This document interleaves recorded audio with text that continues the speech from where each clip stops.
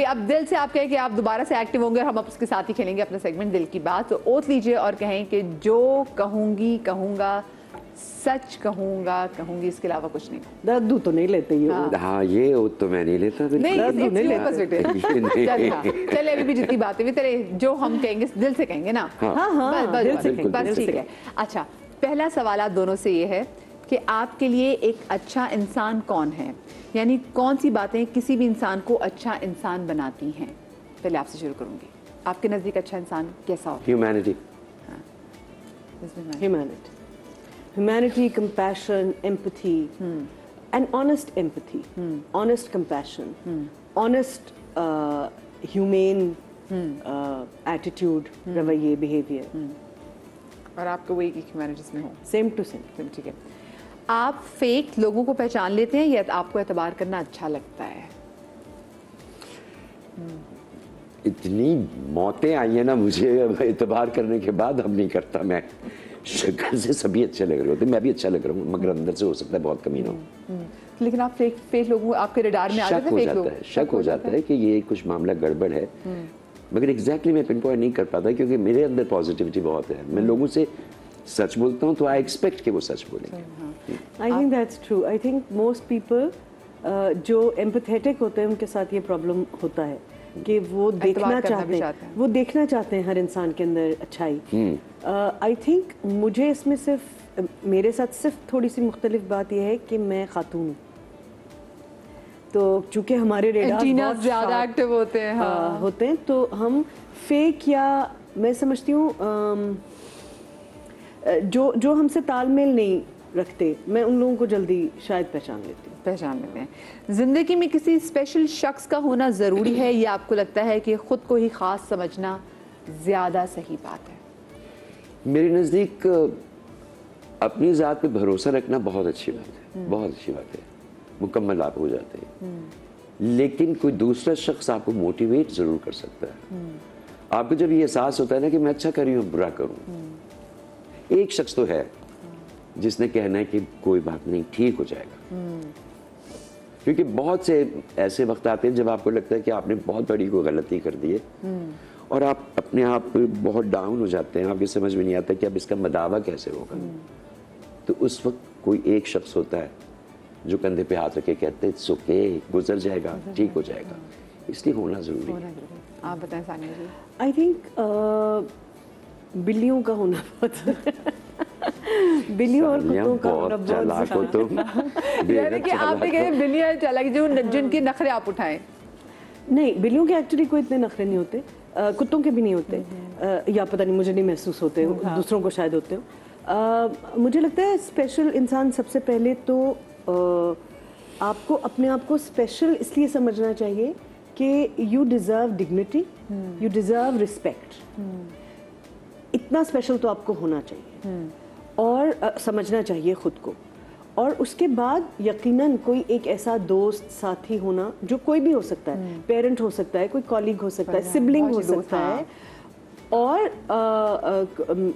जानवर भी हो सकते हैं, जो आपको ये यकीन दिलाएं कि अच्छा नहीं, कल सब सही हो जाएगा। और एक चीज़ जो बहुत अहम है ना, अगर आपकी जैसे मेरे पेट्स हैं, ठीक है, उसके बारे में चूँकि बहुत बात होती है मेरे रेफरेंस में, एक ऐसी रिस्पॉन्सिबिलिटी जो आपको वापस कुछ नहीं देगी, मगर मुझे सुबह 7 बजे इसलिए उठना पड़ता है क्योंकि मेरे बच्चों की फीडिंग टाइम, क्लीनिंग टाइम, ये वो, मेरी पूरी जिंदगी का स्केड्यूल बच्चों के हिसाब से बना हुआ है। वो आपके ह्यूमन बच्चे भी हो सकते हैं, एक पर्पस भी दे देते हैं।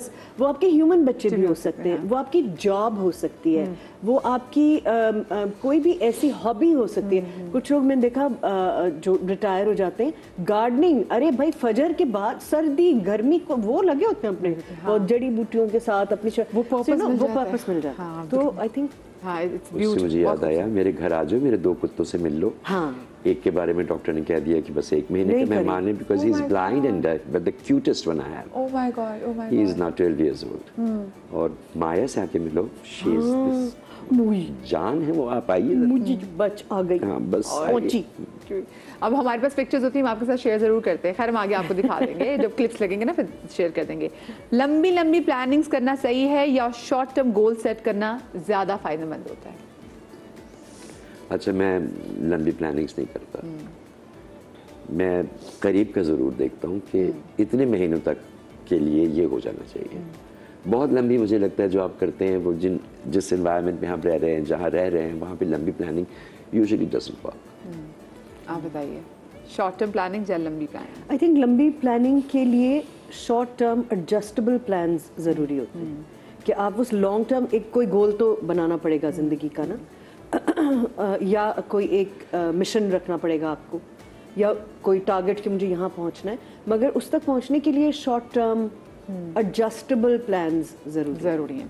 अब देखो भी सानिया की उम्र जो है ना मुझसे आधी है, ये कर सकती है लॉन्ग प्लानिंग, ये सोचेगी कि हाँ, ये करें, सही बात है ना? ये सही बात। अब मैं जिस एज में हूँ मैं क्या करूँगा 10 साल आगे की सोच के? हाँ, नहीं, सही बात। खामखा। वो तो देखिए, आप बाल डाई नहीं करते, अदरवाइज तो सबको पता है कि हाउ यंग यू आर। या आपको बाल डाई करना। Only Sania knows that. क्या मीडिया इंडस्ट्री में सर्वाइव करने के लिए एक खास किस्म का लाइफस्टाइल रखना ज़रूरी है? जैसे किसी पॉश इलाके में घर हो, ब्रांडेड चीज़ें इस्तेमाल की जाएं, ब्रांडेड फोन्स हों, बड़ी बड़ी गाड़ियाँ हों। गलत लोगों से बात किया। नहीं, ये मैं आप लोगों के लिए मैं वैसे मतलब आई मीन आप देख सकते हैं ना, तो मैं वो आप लोगों की बात नहीं करी, बट आप देख सकते हैं कि हाँ सर्वाइवल के लिए क्या चीज़ें इंपॉर्टेंट है। नहीं, बिल्कुल भी इम्पोर्टेंट, बिल्कुल भी खुश रहना इम्पोर्टेंट है। जहाँ आप कंफर्टेबल हो, सिक्योर फील करते हो, वहाँ मीडिया में सर्वाइवल के लिए चीज़ें। हाँ, कहीं भी सर्वाइवल के लिए। ये तो मीडिया का हमने पता नहीं क्या हाइप।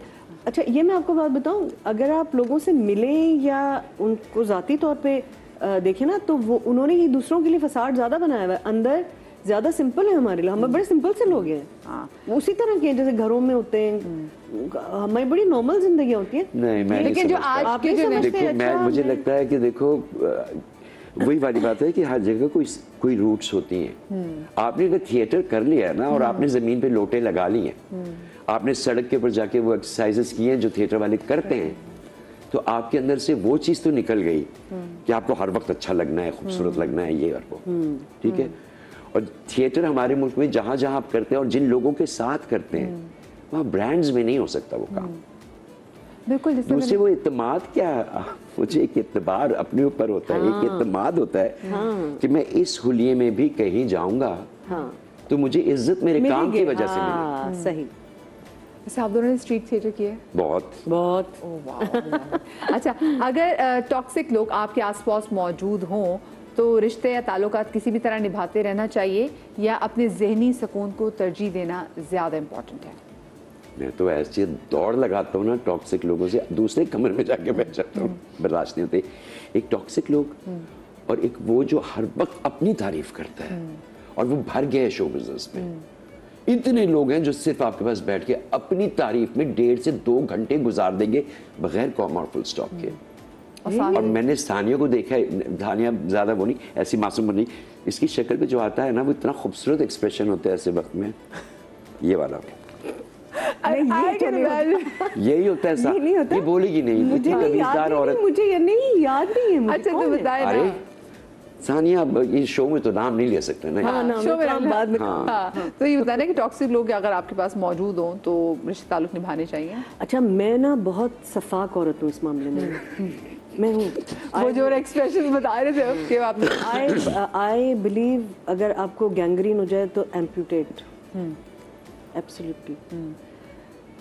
लेकिन उसमें ये है कि मुझे ऐसा लगता है कि बाज़ दफ़ा डिस्टेंस ज़रूरी होता है। अगर कोई बहुत टॉक्सिक इंसान है और आपके बहुत करीब है, सिबलिंग्स हो सकते हैं, रिश्तेदार हो सकते हैं, पेरेंट्स के सिबलिंग्स हो सकते हैं, पेरेंट्स भी हो जाते हैं, पेरेंट्स बहुत टॉक्सिक होते हैं। डिस्टेंस ज़रूरी है ताकि आप सेन रह सकें, आप जिंदगी में आगे बढ़ सकें, ताकि जब कभी पलट के अगर आना पड़े, उनको ज़रूरत हो तो आप मौजूद हो सकें। अगर आपको उन्होंने पैरालाइज कर दिया है mentally because of their toxicity, तो you will never be able to help them also. सो कभी कभी ये उनके लिए भी ज़रूरी है कि मैं डिस्टेंस कर लूँ अपने आप को। डिस्कनेक्ट करना बड़ा ज़रूरी। मुझे छोटी सी ब्रेक लेने जरा, ब्रेक के बाद वापस आते, कहीं मत जाइएगा।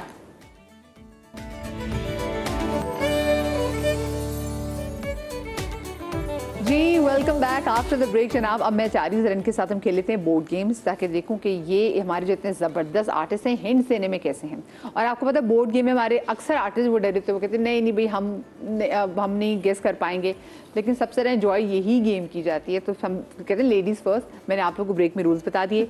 बोर्ड में जनाब उन आर्टिस्ट की पिक्चर्स है जिनके साथ आप काम कर चुके हैं। आप बोर्ड उठाएंगी, खुद आपने नहीं देखना और आपने एम साहब को दिखाना है, और आप जो सेलिब्रिटी देखेंगे फिर आपने उनको हिंट्स देने हैं ताकि वो गेस करें। ठीक है, शुरू करते हैं। चलें शुरू करते हैं। बिस्मिल्लाह। हाँ, इनको दिखाइए। यस, ऐसे ही पकड़ना।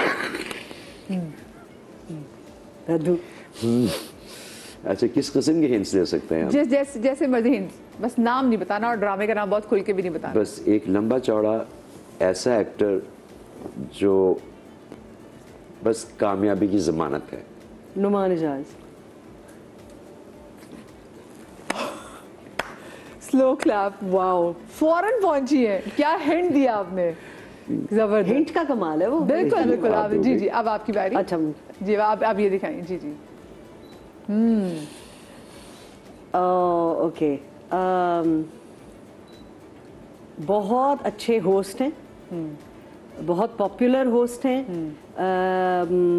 रमज़ान ट्रांसमिशन बहुत अच्छी करते हैं, और एक खाने की चीज़ से इनका मिलता जुलता नाम है।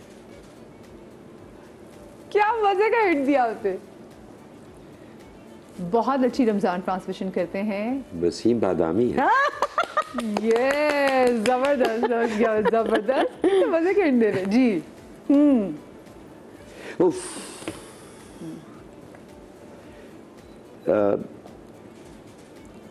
पाकिस्तान की खूबसूरत तरीन एक्ट्रेसेस में इनका शुमार हरी आंखें ले, और एक्ट में बहुत अहम। अतिका। अरे भाई, आज क्या गेम चल रही है। आज गेम का मजा आ रहा है जी। हंस क्यों रही हो? अच्छा, सफ़े अव्वल के मज़ाहिया राइटर्स में इनका शुमार किया जाता है, मगर ये जब संजीदा लिखते हैं तो बहुत ज़्यादा अच्छा लिखते हैं। मुझे इनका ज़्यादा संजीदा लिखा हुआ अच्छा लगता है। आजकल काफ़ी सारे पिछले कुछ सालों में इन्होंने थिएटर भी लिखा, बड़ा मकबूल हुआ। अनवर मकसूद। क्या बात है, जबरदस्त जबरदस्त।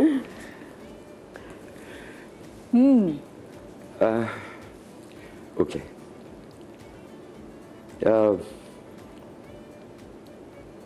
मेरी तरह गंजे बहुत अच्छे अदाकार हैं। लगवाने की बात कोशिश की थी तो खा जाए। साजिद। ये आज का सेगमेंट में से खत्म नहीं होना चाहिए था, इतने मजे का सेगमेंट है जी। मैं पूछने वाली थी आपसे लंबे हैं। ओह, आपकी बहुत अच्छी दोस्त हैं, बहुत ही प्यारी हैं, जानवरों से बहुत बेपनाह मोहब्बत कर। Oh my God, I love it जी। ओके। बहुत बहादुर खातून है, एक्ट्रेस है, और इन्होंने अभी रिसेंटली एक बहुत बड़ा बहादुरी का स्टेटमेंट है, मैं समझता हूँ औरत के हिसाब से, इन्होंने शादी की अभी। खातून जो है टाल मटोल और सज कप में भी बहुत सीनियर आर्टिस्ट हमारी। बहुत समीना आंटी।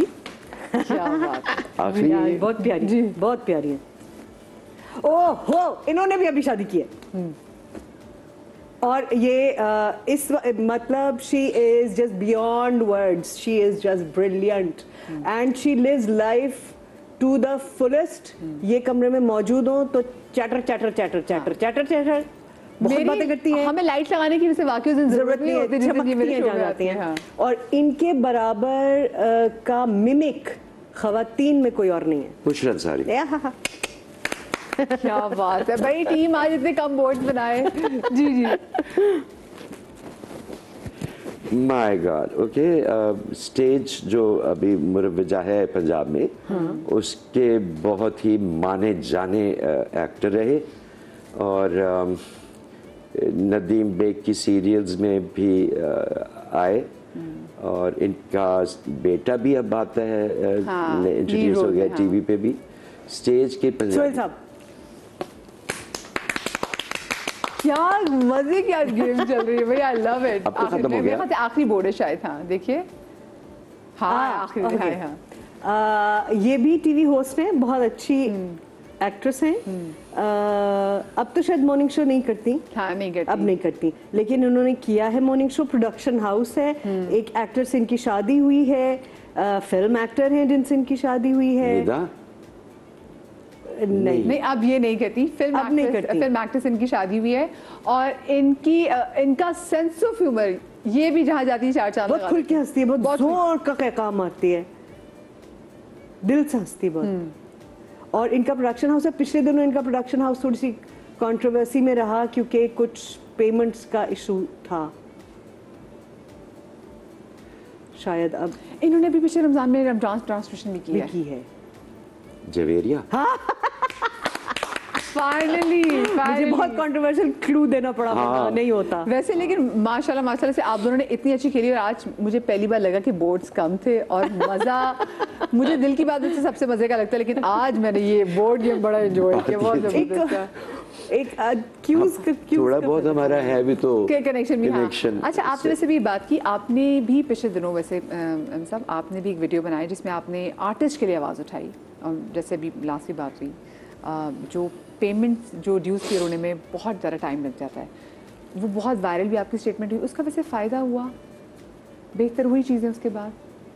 मुझे लगता यूँ था, जिस वजह से मैंने ये बात की, उसमें बहुत अहम बात ये थी कि हम सब आदी हैं शिकायतें करने के, मगर एक दूसरे से शिकायतें करनी या एक जगह बैठ के शिकायतें करनी, मगर मेरा ये ख्याल है उसकी बजाय एक पॉजिटिव स्टेप लेना ज़रूरी होता है, आवाज़ बनना ज़रूरी होता है, बात कहनी चाहिए। अगर कोई बात है जिसको आप समझते हैं कि ये नाइंसाफ़ी है या गलत है, आपने उसके बारे में आवाज़ ही नहीं उठाई, तो फिर शिकायत कैसी? तो मुझे ये लगता है मेरा ये फ़र्ज़ है कि मैं एक दफ़ा शुरू करूं और देखूं कि क्या बाकी लोग बोलते हैं या नहीं बोलते, और आप देखिए कि मैं बोला तो सब बोले। ये बहुत अच्छी बात है कि अगर प्रॉब्लम्स हैं, गुज़रीन जैसे सानिया ने आके आज कॉन्ट्रैक्ट की बात की, बोलने से, बात पहुंचने से एक गुफ्तगू तो होगी, आगाज़ तो हुआ, डिस्कशन तो शुरू हुई, लेकिन जिन तक मैसेज पहुंचना चाहिए था, वैसे आपको लगा उन तक पहुंचा? हाँ जी, उन तक यकीनन पहुंचा। अब वो कुछ करते हैं या नहीं करते, ये उनका अमल है कि वो करें या ना करें, कम से कम अब इस बारे में सोचा जा रहा है और बोला जा रहा है, इस बात की खुशी है। यही बड़ी बात है। हमने बहुत सारे वाकई फिर एक्टर्स को देखा कि वो एक तरह से मूवमेंट से शुरू हो गई जी, कि फिर लोगों ने बताना शुरू किया, क्योंकि एक्टर्स का ये बहुत बड़ा, हमें नहीं पता होता कि जी पीछे क्या क्या प्रॉब्लम्स है। वो जो एक्टर्स जिनको हम ड्रामाज एंजॉय कर रहे होते हैं, एक अरसे तक उनको उन ड्रामास को जो हिट भी हो चुके होते हैं, उनकी पेमेंट ही नहीं मिली थी। वैसे आपके साथ पेमेंट डिले का इशू हुआ? वैसे या मेरे साथ नहीं हुआ, और ज़्यादातर लोगों के साथ यही मसला था कि जो लोग थोड़े से अपने वक्त में थोड़े से पावरफुल थे, उनको मसला नहीं होता था, तो वो कभी कंसर्न ही नहीं शो करते थे। लेकिन अब ये हुआ है कि अगर उनका मसला नहीं भी है, तो भी अगर इनका मसला है तो मेरा मसला बन गया ना। If he is unhappy on the set, part of the fraternity, exactly. आवाज तो ये जरूरी है कि एक तो ये अक्रॉस द बोर्ड, ये और ये प्रोफेशनल बात है ना भाई। आपको अगर 3 महीने तनख्वाह ना मिले तो आप आएंगी सुबह शो करने?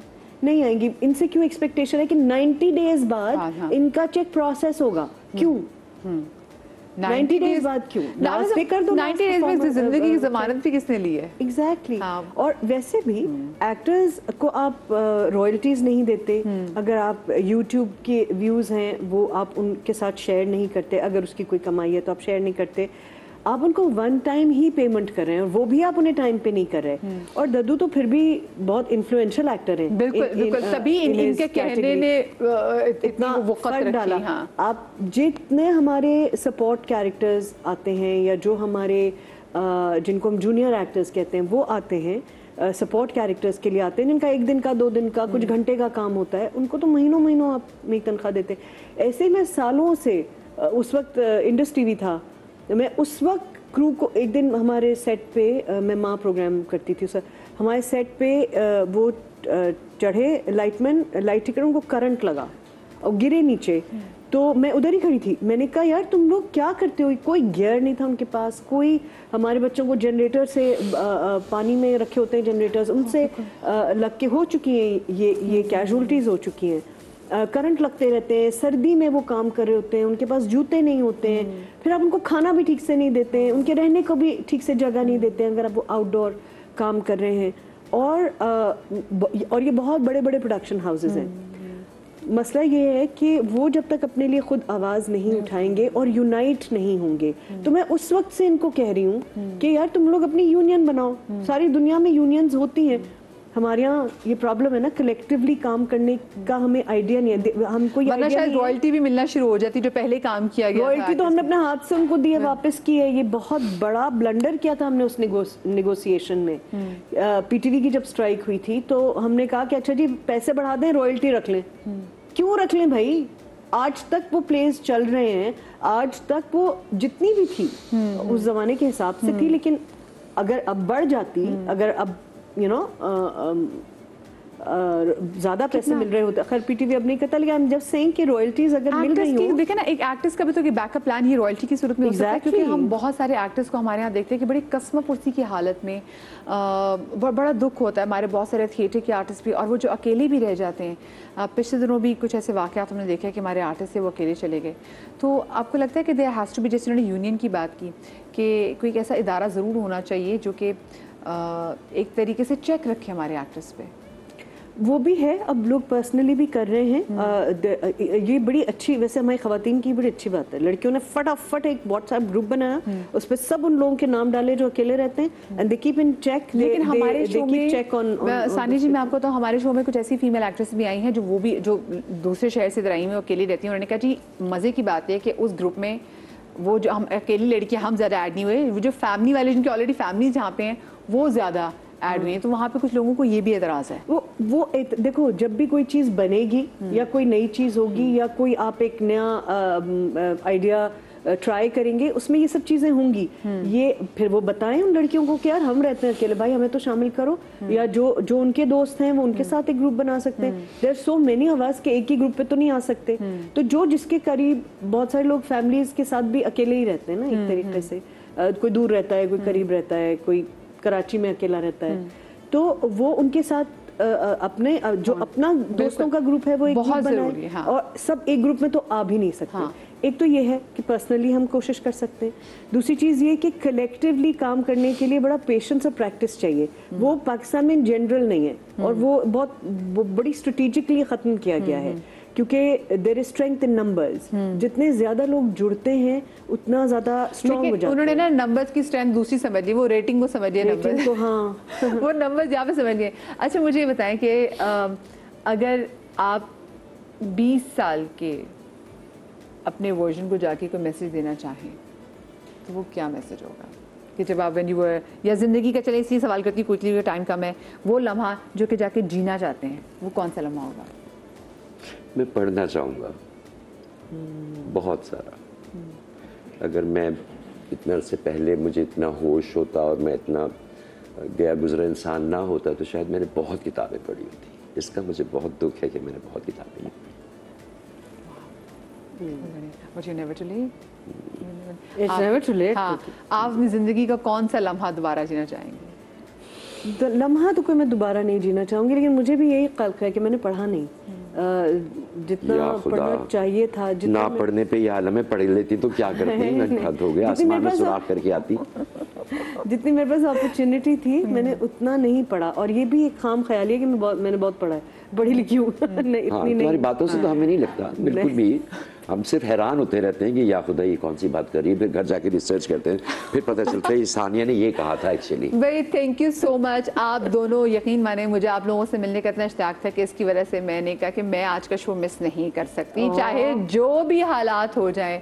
तो मुझे because I knew I am going to learn a lot from you guys, आप लोगों के एक्सपीरियंसेस। वैसे ऑनेस्टली मैं बताऊं, लर्न मैंने तो कम से कम ज़रूर किया है इस हालत को देख के कि किस तरह से लाइफ इतनी शदीद तकलीफ में एहसास जिम्मेदारी क्या चीज़ होती है उसका मुझे पता। थैंक यू भाई। अब आप लोग देखें टेलीविजन पे मुझे सानिया सईदी ने मोहम्मद अहमद साहब ने मुझे शाबाशी दी है। वेल डन गर्ल, मैं जिंदगी में बाकी कुछ अच्छा कर रही होगी। थैंक यू सो मच जनाब, आप लोग मेरे शो में आए, आप लोगों का बहुत शुक्रिया। अपनी मोहब्बत का शाद रहिए, आबाद रहिए, अल्लाह पाक आपको औलाद के गम से महफूज रखे। जिंदगी रही तो कल आपसे मुलाकात होगी। अल्लाह हाफिज।